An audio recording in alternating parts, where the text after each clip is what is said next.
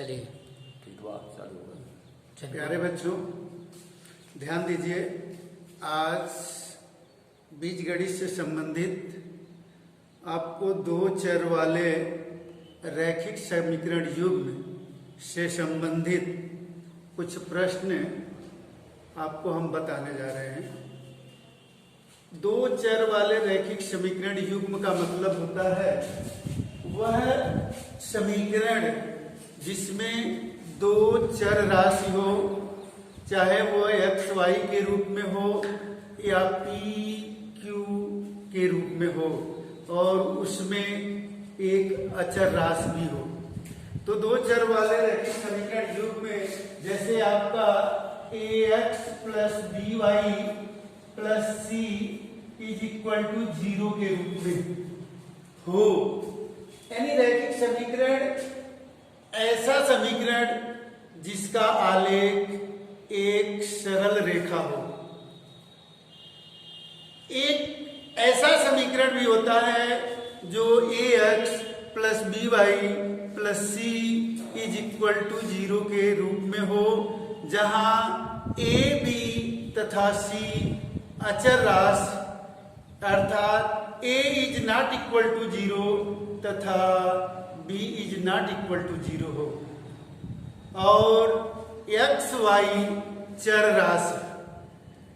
तो आपको इससे संबंधित प्रश्नावली हम 3.1 में बताने जा रहे हैं, सो ध्यान से सुने और समझें।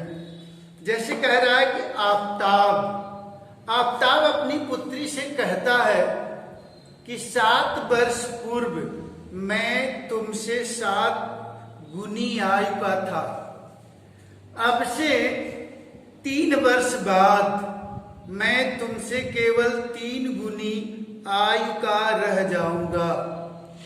इस स्थिति को बीजगणितीय एवं ग्राफी रूप में व्यक्त कीजिए।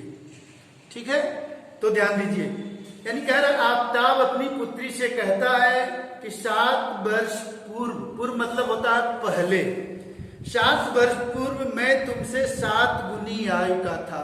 तो सबसे पहले हम ये कर लें कि आफताब और उसकी पुत्री का वर्तमान आयु ज्ञात कर लें। तो आइए प्रश्नावली 3.1 का पहला सवाल है, कह रहा है आफताब कि अपनी पुत्री से कहता है कि 7 वर्ष पूर्व, तो हम पहले वर्तमान आयु ज्ञात करें। माना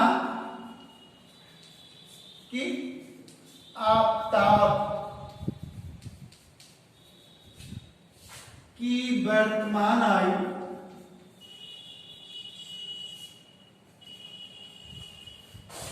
ये बराबर x वर्ष, कितना है x वर्ष, तथा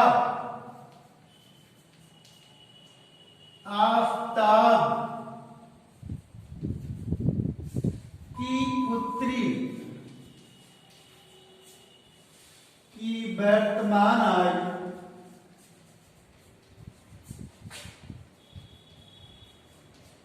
ये बराबर y वर्ष।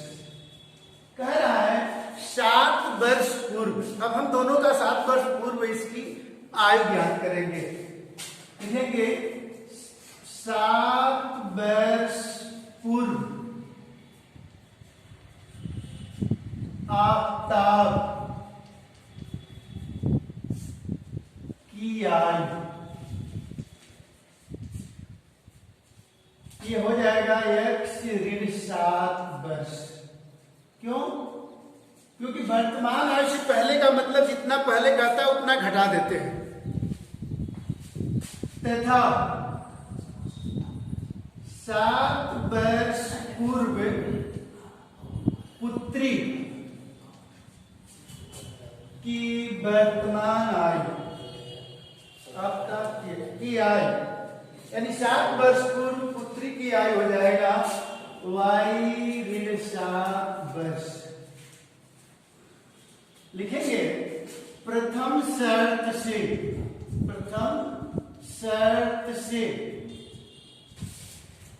क्या कह रहा है कि 7 वर्ष पूर्व मैं तुमसे 7 गुनी आयु का था, ये आफताब कह रहा है।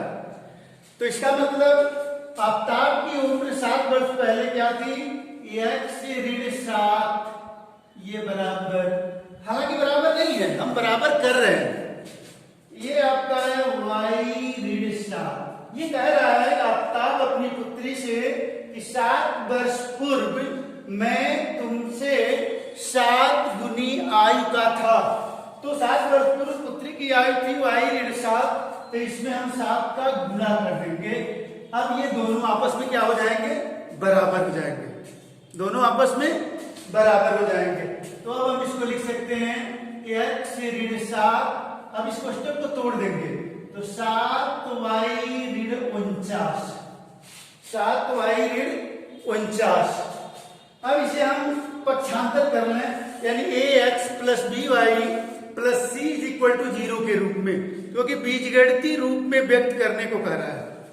तो आइए हम पक्षांतर करते हैं, या x ऋण 7 y ऋण 49 धन 49, क्योंकि ये ऋण था इधर आ जाएगा तो धन 49 ये बराबर 0, क्योंकि हम इसे ax plus by plus c equal to 0 के रूप में व्यक्त करना है। तो आइए, ये हो गया आपका x ऋण 7y धन 42 ये बराबर 0, जो समीकरण 1 हुआ। इसी प्रकार द्वितीय शर्त में ये कह रहा है अब से 3 वर्ष बाद मैं तुमसे केवल 3 गुनी आयु का रह जाऊंगा। 3 वर्ष बाद, तो अब हम निकालें 3 वर्ष बाद उसकी आयु क्या थी, लिखेंगे 3 वर्ष बाद आफ्ताब की आयु, ये बराबर, बात का मतलब होता है जितने वर्ष बाद कहता है, तो जितने वर्ष बाद कहता है उतना हम जोड़ देते हैं, x धन 3 वर्ष और 3 वर्ष बाद, तथा कर लीजिए 3 वर्ष बाद आफ्ताब की पुत्री की आयु,